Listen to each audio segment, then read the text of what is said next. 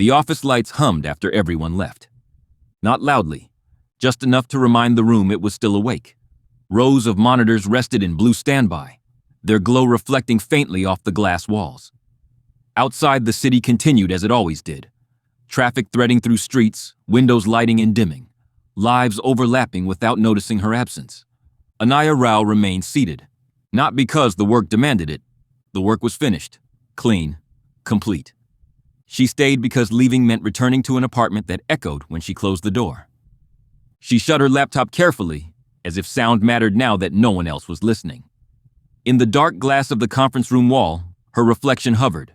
Upright posture, calm face, shoulders carrying something heavier than the day's tasks.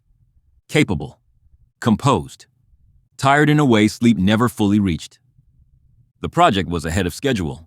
Her architecture decisions had been adopted without debate. Her fixes had held under pressure. She was needed here. That had never been the question. Belonging was. Anaya learned the tone quickly. Praise that stopped just short of warmth. Smiles that didn't linger long enough to invite conversation. "You're invaluable," they told her. And they meant it. As long as the system stayed stable. She noticed how conversations adjusted when she joined them. How humor softened. How opinions were edited mid-sentence. Not hostile. Careful. In meetings, her accent was never mocked. It was simply passed over. Her ideas gained traction after someone else repeated them. Her name followed later, if at all. She was tolerated. Because competence is easy to accept, presence is harder. Outside the office, the country felt louder than her work ever had. Screens flickered with speeches. Headlines hardened. Words turned sharp and efficient, dividing people into sides. A president spoke often about us and them. The lines were simple. The damage wasn't. Anaya heard the echoes everywhere. In the way strangers paused a beat too long before smiling. In compliments that arrived attached to questions. "Where are you from?"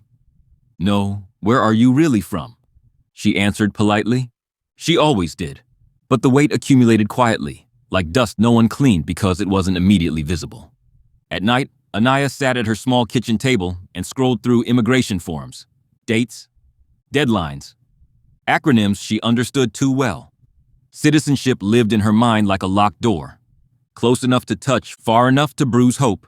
She wanted this place, not its slogans, not its shouting. She wanted the mornings, libraries, the idea that effort could still create room. But doubt pressed in.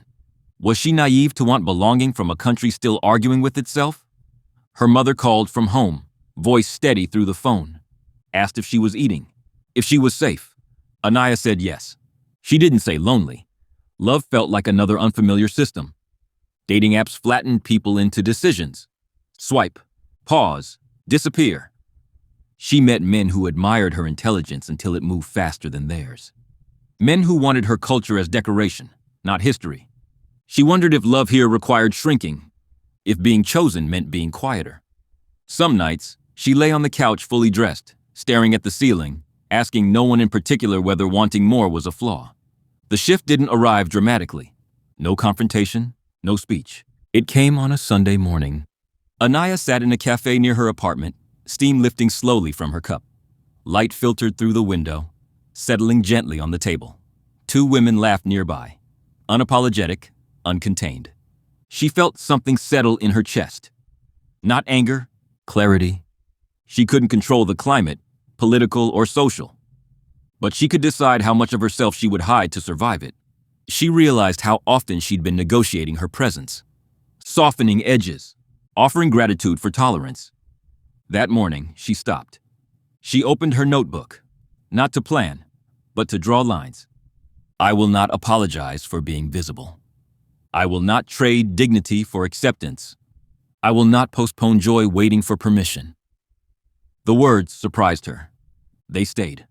Anaya started small. She spoke first in meetings, then let silence do its work. She didn't rescue others from discomfort when her ideas landed clearly. She let them sit. She joined a community tech group, not for networking, but for proximity. People who shared stories without translating them. People who laughed without checking reactions. On weekends, she volunteered teaching coding to girls. Not to inspire, to witness. Confidence, she learned, arrived in increments. Love didn't appear suddenly, but something shifted in how she moved through space. One evening, leaving the cafe, a man held the door and didn't rush away. They talked about nothing important, and that felt rare. She didn't imagine futures. She stayed present. Her visa status remained unresolved. The news still burned. But something in her steadied, a sense of internal citizenship. She belonged to herself first. Months later, the project concluded. Executives thanked her. Bonuses were discussed. Extensions were hinted at. Anaya listened without leaning forward. She knew her worth now. It didn't depend on staying. She still wanted citizenship. Still believed in the quieter promises of the country. But desperation no longer drove her. In her apartment, plants lined the window. Life growing where silence once lived. She cooked for friends. Left space at the table without fear. Love remained undefined, but no longer unreachable.